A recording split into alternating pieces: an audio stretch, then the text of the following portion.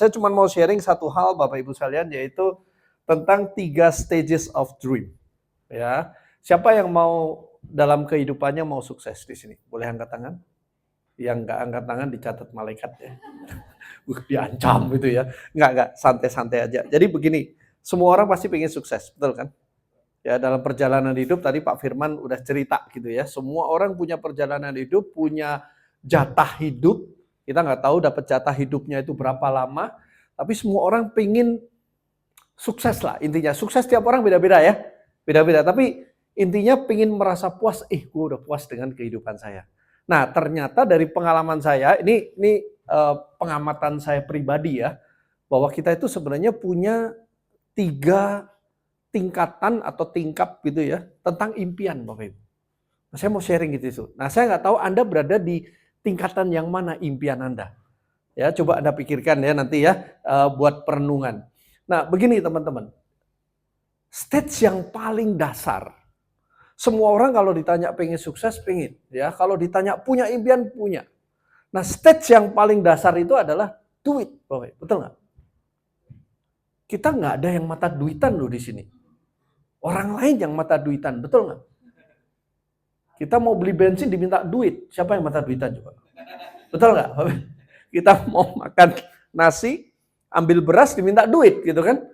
Sebenarnya kita nggak mata duitan, tapi semua hal butuh duit, betul kan? Nah akhirnya apa? Ini impian ini wajar, saya juga seperti itu, ya. Nah saya menceritakan tentang 3 tingkatan ini begini, maksud saya begini. Saya Pak Suprato, Pak Elvanto, ada Pak Sadra yang hari ini ke Surabaya. Kemarin saya datang ke Jakarta, beliau malah cabut ke Surabaya gitu ya. Nah, jadi kami berempat ini punya sebuah visi untuk membangun, tadi udah diceritakan Pak Firman, yaitu entrepreneur incubator. Ya. Inkubasi atau inkubator untuk orang-orang yang mau jadi entrepreneur, mau jadi pengusaha.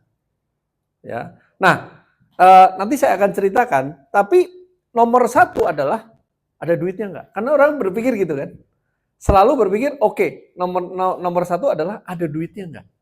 Nah, kenapa kok banyak orang yang nggak relate dengan visi kami? Nanti Anda akan nyambung di sini. Kenapa kok saya tunjukin bahwa ini adalah stage pertama? Nah, sebenarnya duit ini buat apa, Bapak Ibu sekalian? Banyak ya. Kalau orang-orang punya impian di sini, ini nggak harus orang yang kurang duit. Orang yang sudah konglomerat, sudah punya duit banyak pun dikasih duit lagi, seneng nggak Bapak Ibu? Pasti doyan ya. Semua orang oke. Jadi ukurannya itu sebenarnya nomor 1 impian itu uang. Kenapa? Karena banyak yang tadi saya katakan kebutuhan-kebutuhan seperti itu. Apalagi kalau sudah married ya. Nah, ini soal biaya kesehatan yang tadinya kita punya cuma 2 orang tua, begitu married ada 4 orang tua kan. Berarti yang kita mesti pikirin juga gitu loh kesehatannya dan sebagainya. Dan ini semua butuh duit Bapak Ibu. Nah, masalahnya adalah ini nggak ada salah. Tapi problemnya ini ngeblok tingkat selanjutnya Bapak Ibu. Ini ngeblok, kita jadi fokusnya itu di uang. Gimana caranya cari duit. Jadi ketika kita bicara mengenai menjadi seorang pengusaha, yang dipikirkan itu adalah, duitnya lama ya, jadi pengusaha itu. Itu kenapa kok nggak banyak orang ya masuk di dunia entrepreneur. Ya pertama memang mungkin nggak punya modal ya. Banyak yang nggak punya modal di sana. Jadi untuk memulai apa? Tadi kan udah dijelasin kan, kalau mau jadi entrepreneur itu macam-macam, modalnya harus ada, keahliannya, kemudian persiapannya, koneksinya, supplier produknya, nggak ada bayangan. Saya mau mulai apa, bisnis apa, bingung gitu loh. Ya, memang itu ada faktor seperti itu. Tapi ketika ditunjukin, ini loh ada modal rendah, ya mulainya dibimbing. Terus nanti Anda bisa dapetin kayak gini, ketika kita bicara pengusaha, karena kita sudah keblok di impian di sini, nggak salah ya. Saya bilang ini nggak salah. Karena sampai kapanpun ukurannya harus ini Bapak Ibu. Kalau kita usaha ya ukurannya menghasilkan duit atau enggak, betul kan? Nah ini nggak salah, tapi karena ini ngeblok, jadi akhirnya ketika kita bicara mengenai ada sebuah peluang untuk jadi entrepreneur, saya pikir-pikir dulu ya Pak ya. Padahal tiap hari kita doanya, Tuhan berikan peluang kepada saya, gitu kan, betul nggak? Tuhan belilah rezeki. Besoknya ditelepon, ini ada movie, ntar dulu gua pikir-pikir gitu ya. Kan selalu seperti itu yang terjadi gitu. Nah, kenapa? Karena mikirnya apalah ukurannya adalah uang, instan. Ya, makanya kadang-kadang karena kita berpikir kayak gini, jadi karyawan lebih menarik daripada pebisnis, betul nggak? Why? Karena kalau jadi karyawan itu langsung dapat duit kesannya. Jelas, kontrak 10 juta per bulan. Wih, ini aja Pak saya. Ya, dan kepastian income itu yang dicari banyak orang. Karena apa? Ya memang betul impiannya uang, nggak salah. Karena sekolah anak butuh duit, karena perawatan kesehatan butuh perawatan kecantikan butuh duit kalau cewek kan, betul nggak? Kemudian jalan-jalan, shopping, biaya kesehatan semuanya nih butuh duit dan itu adalah hidup kita di sana. Ya, nah paling-paling Bapak Ibu, apa yang membuat dia bisa jadi pebisnis seorang karyawan itu ketika misalkan dia mau nggak mau dipecat ya, tapi paling bagus kata Robert Kiyosaki nih ya. Paling-paling dia larinya ke small business. Ya, kalau dia misalkan sudah jadi karyawan ini, karyawan saya kemarin ketemu dengan seorang karyawan di sebuah perusahaan. Perusahaannya itu pakan ternak, ya kan? Nah, ketika dia jadi pengusaha setelah selesai purna tugas di pakan ternak itu, ya dia nggak lari jauh dari usaha sendiri, buka toko yang urusannya dengan ternak. Ya itu namanya small business, belum pakai sistem Bapak Ibu. Ya. Nah, makanya jarang banget orang yang mau dari awal jadi pebisnis. Ya, karena keblok di sini. Ya, dan karena mikirnya adalah gimana caranya kepastian income. Kalau jadi pebisnis, ini kan enggak jelas, betul kan? Jadi pebisnis itu income-nya pasti nggak dapat duit. Belum tentu, apalagi bisnis konvensional. Bisnis konvensional mulainya bukan dari nol. Bisnis konvensional itu mulainya dari minus. Betul nggak? Anda buka kafe, warung kecil deh. Ya, minus nggak mulainya? Maksudnya minus itu begini loh. Anda keluar duit dulu, belum tentu duit itu balik, dan Anda bisa rugi. Itu kan mulainya dari minus. Makanya ada kata-kata namanya break even point. Jadi Anda harus BEP dulu. Nah, lega. Nih, modal gue udah balik nih. Jadi belakangnya tinggal untung atau nggak untung. Jadi fokus pertama adalah BEP dulu. Apalagi kalau kita bicara mengenai pebisnis yang hotel dan sebagainya. BEP-nya itu bisa 4 tahun baru BEP. Artinya dia harus nyelam dulu 4 tahun. Ya, jalan dulu 4 tahun. Yang penting operasionalnya jalan. Ya, kemudian dia baru bisa bicara mengenai untung itu setelah tahun ke-5, tahun ke-6 dan sebagainya. Nah, makanya ini nggak terlalu menarik untuk orang-orang yang hanya stage impiannya itu cuma duit. Itu nggak terlalu menarik di sana. Ya. Nah, masalahnya ini sebenarnya ada state yang lain. Nanti saya tunjukin ya. Dan saya mau ceritakan kenapa kok saya tertarik banget dengan dunia network marketing ini. Oke ya. Nah, stage keduanya adalah waktu sebenarnya impian. Nah, ini biasanya ini nggak terlalu kelihatan, tapi ini biasanya untuk orang-orang yang duitnya sudah tercukupi. Ya, biasanya. Kalau enggak, ini nggak kelihatan Bapak Ibu, ketutup di sini. Yang penting gue dapat duit dulu deh. Yang penting gitu.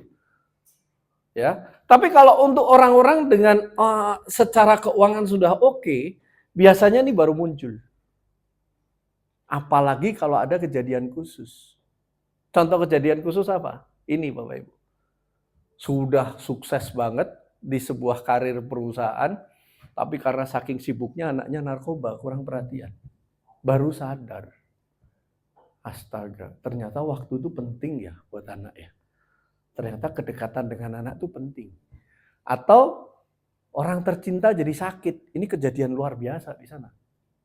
Begitu istrinya sakit, divonis kanker, baru sadar, iya ya, selama ini gue ninggalin istri gue terus. Ya sudahlah, selama ini gue akan luangkan waktu untuk istri gue. Baru kayak gitu. Atau kehilangan orang tua yang tercinta. Nah, saya nggak tahu, mudah-mudahan kejadian ini nggak terjadi ke Anda. Tapi hari ini kita mencoba untuk, yuk kita berpikir. impian Anda itu hanya sekedar uang, karena kalau ini ngejar duit terus ya nggak apa-apa, kita tiap hari memang mesti ngejar duit. Detik ini juga saya berpikir ngejar duit, kita nggak munafik di sana. Ya, kita undang datang, kita jelaskan Movinit ini untuk yuk gimana kita caranya dapat duit, tapi dapat duit yang seperti apa? Cara dapat duit yang seperti apa? Itu yang paling penting sebenarnya. Karena kalau hanya sekedar instan, banyak orang yang lari loh Bapak Ibu. Daripada ini saya ketemu beberapa kali saya naik. Mohon maaf kalau di sini ada yang jadi online gitu ya, nyambi online. Saya nggak negatif dengan di situ, it's good. Salah satu yang boleh dikatakan kontribusi terbesar untuk orang-orang yang rakyat kecil supaya mereka bisa dapat makan itu adalah dengan adanya online transport. Jadi orang-orang bisa langsung punya usaha sendiri. Daripada kriminal, ya kan? Lebih baik dia bisa jadi Gojek, itu penyedia lapangan pekerjaan yang saya 2 jempol di sana. Itu hajat hidup orang banyak tuh nggak boleh ditutup itu Gojek. Kalau ditutup itu ribuan orang bisa demo, tuh jutaan orang bisa demo tuh di sana. Saya bukan negatif di sana, tapi yang saya mau ceritakan begini. Ada satu fenomena di mana daripada aku kerja di kantor yang gajinya segitu-segitu aja, ya kan? Kemudian waktunya juga harus kayak gini. Saya lebih baik nge-Grab. Waktunya lebih fleksibel. Jadi saya bisa di rumah, saya bisa kerja kapanpun, saya bisa libur kapanpun menentukan tanpa harus izin dari bos. Sebenarnya mereka sudah mulai nyerempet ke waktu. Tapi jenis pekerjaannya adalah dia harus barter waktu dengan uang terus. Kalau dia stop, dia nge-Grab berarti income-nya dia stop. Itu yang saya maksud. Dia udah mulai sadar nih, waktu itu penting. Kecil itu, contoh kecil. Nah, saya ceritakan ini kenapa? Karena pengalaman saya pribadi. Ketika dulu saya kuliah, saya paling seneng yang namanya dapat duit sendiri Bapak Ibu. Dari SMP, saya waktu itu bantu om saya, sehingga saya bisa pulang sekolah di mana teman-teman pada main-main, saya kerja. Kerja di tempat om saya cuma bungkusin micin Bapak Ibu, yang dari sekilo jadiin 50 graman, kayak gitu saya bantu untuk timbang-timbang dikasih duit. 1 kilonya dikasih cuman 5 perak atau berapa? Zaman dulu ya, 5 perak, 5 rupiah di sana. Akhirnya saya bisa ngumpulin di sana, saya luangkan waktu dari makan siang, selesai makan siang, pulang sekolah, sampai jam 4, nanti jam 4 saya baru main sama anak-anak yang lain. Jadi saya bisa punya penghasilan sendiri waktu SMP. Jadi saya ngerasain, ternyata punya duit sendiri tanpa harus minta orang tua itu enak banget. Makanya saya senang banget ketika ada peluang, ketika saya kuliah, saya juga mikir gimana caranya saya punya penghasilan yang bisa membantu orang tua saya untuk kuliah, untuk hidup dan sebagainya. Saya uang sakunya nggak minta tambahan lagi lah, intinya seperti itu. Akhirnya saya jalani network marketing segala macam dengan cara yang salah pada saat itu, ya. Dan cuman lumayan dapat duit gitu ya, dapat duit tapi dengan cara yang salah sehingga asetnya nggak terlalu berkembang di sana. Nah, tapi yang saya mau ceritakan adalah saya senang dapat duit di sana, ya. Jadi saya masih di sini. Nah, munculnya di sini bukan berarti tadi kan saya ngomong biasanya ini muncul kalau posisinya di sini sudah mulai oke. Nah, pada saat itu yang terjadi adalah orang tua saya sakit keras. Itu kejadian yang luar biasa. Bolak-balik saya ceritakan ke orang. Itu point of no return. Mama saya sakit keras sampai akhirnya meninggal dunia. Dan saya belum apa-apa di sini. Itu pukulan yang luar biasa. Nah, mudah-mudahan Anda nggak sampai ngalamin seperti itu. Dan di titik seperti itu, saya berpikir, oh iya ya, ternyata saya wasting time so much. Ya, bukan wasting time, tapi karena memang jalannya seperti itu. Saya sudah kerja keras, lulus kuliah, sudah buka konsultan arsitek, kerja macam-macam, Krismon 98. Hingga bubar semua. Jadi saya harus start dari nol lagi. Sehingga ketika saya lagi mulai merintis, mama saya sakit dan ketika meninggal, saya yang nungguin 1 bulan. Dan di sana saya cuma berpikir, iya ya, saya belum doing something. Nah, konsep ini muncul. Ternyata saya sadar, waktu itu penting banget. Ya, saya harus kerja bukan cuma untuk dapat uang, tapi bagaimana konsep impian saya itu adalah saya punya waktu. Karena orang tua saya tinggal satu-satunya. Nah, disitulah ketika saya sadar di sini, saya baru mulai mikir. Dan salah satu yang menyadarkan saya buku Cash Flow Quadrant. Saya nggak mau cerita buku Cash Flow Quadrant hari ini, Anda nanti baca sendiri. Buku The Cash Flow Quadrant Robert Kiyosaki. Saya baru sadar, oh ini toh maksudnya. Ya, bahwa saya harus bangun bisnis yang bisa bukan hanya dapat duit, tapi dapat waktu. Waktu itu mahal ternyata. Ya, nah ini Bapak Ibu sekalian konsep dari ini. Ini yang nggak kelihatan. Kenapa? Karena kita sibuk di sini. Nanti begitu Anda, contoh ya, kalau Anda fokusnya hanya blok di stage 1 aja, di tingkat pertama, ketika karir Anda bagus, ya, ini makin lupa Bapak Ibu. Anda makin asik. Jabatan makin tinggi. Wih, keren kan? Fasilitas makin oke. Lupa soal waktu.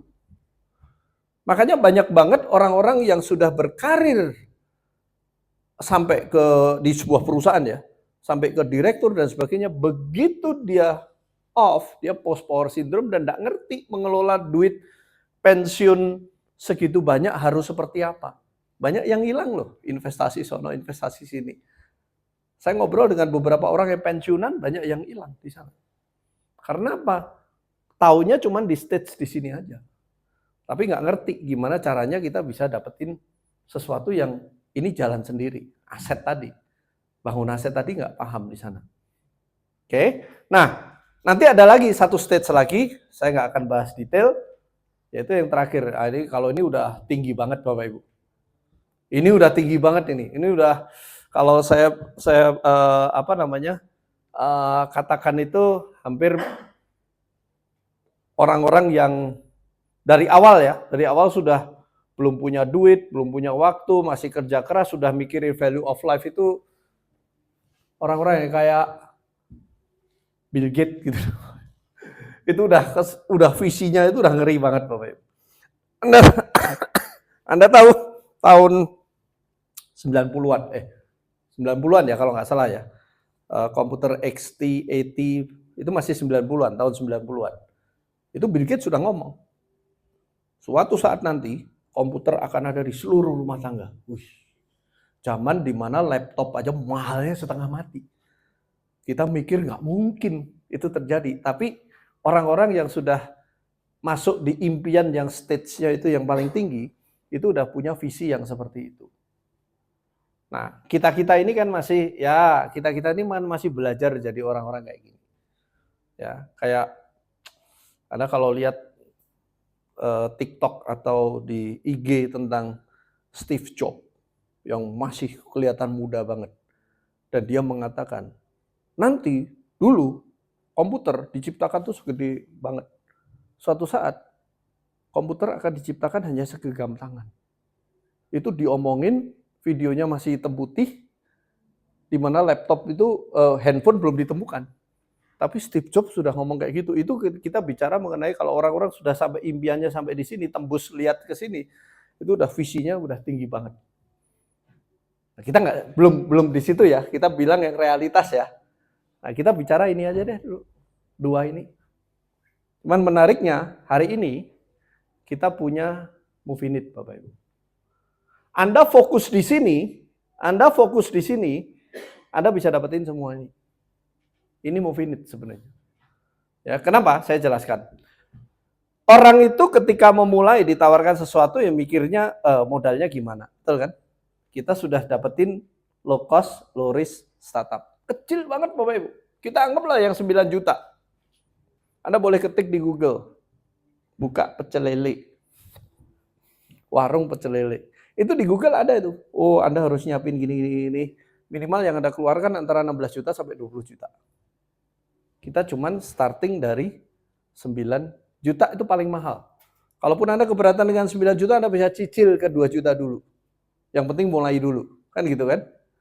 Nah, tapi hasilnya kalau Anda pecel lele 2 tahun lagi bisa menghasilkan 100 juta. pecel lele Anda. Kan nggak bisa di sana. Kalau di sini, Anda lakukan sesuai dengan ini, jaminan pasti. Ya, ada cara-caranya. Oke ya. Nah, flexibility time and place. Maksudnya apa? Ngerjainnya itu fleksibel. Saya ketika menjalankan network marketing itu yang saya suka, saya masih punya konsultan arsitek, saya nggak perlu tutup konsultan arsitek saya. Saya bisa jalankan bisnis ini bebarengan. Ayo coba kalau misalkan Anda sekarang punya usaha atau Anda kerja di sebuah perusahaan yang harus Senin sampai Jumat masuk, nggak masuk harus cuti. Kira-kira Anda buka kafe itu siapa yang ngurusin coba? Ya kecuali Anda punya istri, ya udahlah istri yang ngurus kan bisa juga gitu. Tapi artinya kalau misalkan enggak kan Anda tetap kepotong pikiran Anda untuk ngurusin di sana. Dan itu kalau Anda sampai benar-benar pasrah ke orang lain kan risikonya tinggi banget, betul kan? Nah, kalau di sini benar-benar flexible time and place-nya. Ya, ini menarik ya. Dan yang paling menarik adalah kita juga punya instant real time commission. Tadi udah dijelasin. Kalau ada orang-orang yang maunya cepet dapat income, Movinit sudah didesain di awal-awal Anda kerja detik ini, terjadi transaksi sekarang, detik ini juga mau jam 3 pagi Anda bisa withdraw hasil kerja Anda. Ya. Plus, gimana caranya kok bisa kita kerjakan di sini aja, di paling bawah aja bisa dapat waktu. Karena kita punya unlimited passive income. Ya, nanti Anda silahkan tanya kepada lebih dalam lagi ketika Anda kerjakan yang 5 generasi, secara otomatis Anda dapat network income. Secara otomatis Anda akan dapat royalty, itu automatically. Dan bagi yang sudah pernah di dunia jaringan sebelumnya, saya tambahin Bapak Ibu. Ya, kalau yang belum pernah di dunia jaringan nggak ngerti. Tapi kalau sudah pernah di dunia jaringan sebelumnya, kita nggak ada jebakan kewajiban namanya tutup poin atau set volume yang membuat seharusnya saya dapat income, kok jadi nggak dapat. Itu nggak ada Bapak Ibu. Jadi ini semua, kalau makanya kita berani mengatakan kalau Anda lakukan dengan benar, pasti dapat. Secara konsep di bawah aja, pasti dapat. Nah, untuk soal waktu, Anda mesti bangun dengan cara sistem yang benar. Ya. Plus otomatis, Anda nggak perlu punya visi sampai di sini, Anda juga akan dapat value of life Anda. Kenapa? Karena ini bisnis nolong orang. Bisnis nolong orang, Bapak Ibu. Serius. Saya banyak kok ketemu kejadian ya. Jadi saya pernah punya kesempatan ketika tim saya mengatakan, Pak, saya mau menjelaskan ke Pak A itu misalkan. Nah, Pak A ini punya pabrik, udah kaya, gimana caranya Pak jelasin bisnis jaringan seperti ini? Mereka emang mau Pak dan sebagainya. Yang menarik di bisnis ini kita bisa tawarkan apapun. Ya, saya tinggal datang, oke, yang penting temuin ke kita. Cara memperkenalkannya seperti ini. Akhirnya pada saat itu ketemu. Dan saya sudah diceritakan si Pak A ini orangnya gini. Nah, ketika saya ketemu dengan si Pak A yang seorang pengusaha punya pabrik, ya, saya sudah tahu dia aktif di gereja, ya, dan benar-benar aktif di gereja dan suka bantu. Nah, saya tinggal tanya ke dia, waktu itu ya yang buat kena, Pak, Bapak kan aktif di gereja, saya yakin kalau secara uang Bapak nggak butuh. Kita ngomong gitu, secara uang nggak butuh, tapi nggak apa-apa Pak, kita senang cerita konsep ini kepada Bapak. Siapa tahu begini Pak, teman-teman gereja Bapak kan pasti banyak yang membutuhkan. Ya, ada orang-orang yang pasti membutuhkan lagi kena PHK, kena apa dan sebagainya. Nah, kan tidak semua orang itu bisa Bapak tolong jadi pegawai pabrik Bapak kan. Tergantung kualifikasinya, tergantung Bapak lagi butuh orang atau tidak. Itu kan tidak bisa Pak. Nah, kenapa tidak Bapak jadikan ini sebagai cara untuk memberikan kail kepada orang lain. Ini bisa bantu. Oh gitu ya? Iya. Kalau uangnya Bapak nggak butuh. Ya. Tapi nanti kalau itu terjadi, otomatis Bapak dapat duit. Nah, kalau Bapak nggak senang dengan duitnya, saya bercandain. Saya boleh transfer ke saya, Pak. Saya bersedia, saya pinjemin rekeningnya. Saya ajak bercanda kayak gitu, ketawa, bisa aja lah Pak Edo, segala macam kayak gini. Ya, memang seperti itu. Tapi akhirnya dia melihat sesuatu gitu loh. Oh iya ya, ini ternyata bisnis bisa nolong orang lain. Network marketing yang benar, adalah kalau saya mau sukses, saya mau jadi diamond, saya harus cetak orang itu dulu jadi emerald, baru saya jadi diamond. Ini yang menarik, saya harus bantu orang, angkat orang untuk sukses, baru saya bisa sukses. Saya nggak bisa nginjek orang supaya nggak sukses, lalu saya berharap sukses. Nggak bisa di dunia jaringan. Yang benar. Nah, kami di Movinit seperti itu. Nah, mudah-mudahan 3 stage ini coba Anda renungkan, teman-teman. Stage Anda sampai di mana? Nggak apa-apa. Anda, Pak, saya tuh gambaran saya cuma di duit aja. It's okay, no problem. Ya, nggak apa-apa. Kenapa? Karena nanti di dalam jaringan Anda akan ada orang-orang yang punya stage yang seperti ini. Saya selalu mengatakan, ketemu juga orang yang rajin di gereja ketika saya jelaskan tentang jaringan, dia bilang, Pak itu kan dosa Pak, duit-duit terus Pak. Kalau bicara duit itu rasanya berdosa banget gitu. Duniawi sekali. Saya bilang nggak apa-apa. Ya, Bapak kalau nggak suka bicara tentang duit nggak apa-apa. Pokoknya kerjakan bisnis ini. Karena nanti di bawah Bapak itu akan ketemu orang-orang yang nggak duniawi juga. Atau misalkan Anda nggak duniawi ketemu orang yang lagi butuh duit, beneran dia butuh ngelunasin utang kan mau nggak mau otak dia adalah gimana caranya rumah gua nggak kesita. Kan gitu kan. Nah ketika itu berkembang, ya sudah Anda juga berkembang. Ya jadi siapapun sebenarnya bisa. Ini bisa dimanfaatkan untuk menolong orang. Saya nggak tahu dengan impian Anda Bapak Ibu. Ya, saya nggak tahu dengan impian Anda. Tapi saya melihat, saya merasakan selama sekian tahun saya bareng sama Pak Suprato dan sebagainya, banyak sekali orang-orang yang ketika kita jelaskan, di awal-awal ketika kita jalankan hanya mikirin gimana caranya saya sukses, kita pingin dapat mobil gratis, kita pingin dapat jalan-jalan, itu kan masih bagian dari sini kan. Tapi tiba-tiba bisnis kita berkembang dan kita juga manusia pernah sakit, kita pernah tidak aktif juga di dunia ini, tapi ketika bisnis berkembang, income-nya datang sendiri. Kita punya waktu banyak. Ya. Dan untung juga ketika saya ketemu di sini, saya bisa bawa orang tua saya jalan-jalan ke luar negeri. Kita jadi papa saya bisa jadi keliling dunia. Ya gara-gara di sini. Saya nggak tahu dengan Anda, tapi banyak orang yang nggak lihat. Dia cuma lihat ujungnya, aduh susah ya. Kayaknya kalau jaringan ini bakal lama, nggak bisa menghasilkan. Ini aja deh dulu yang pasti menghasilkan. Tapi menariknya adalah flexibility time and place. Kenapa Anda tetap lakukan yang pasti-pasti itu tapi sambil bangun aset Anda? Kenapa enggak seperti itu? Karena bisnis ini memberikan semuanya. Ya, mungkin Anda nggak ngerti sekarang, tapi kalau Anda jalankan Anda akan tahu di sini. Ya, teman, jangan sampai ini terjadi. Ini ada satu kata-kata dari Lewis Carroll bagus. In the end, we only regret the chances we didn't take. Banyak orang yang menyesal di akhir kan. Iya ya, karena stage yang paling atas itu semua orang kita akan ngalamin.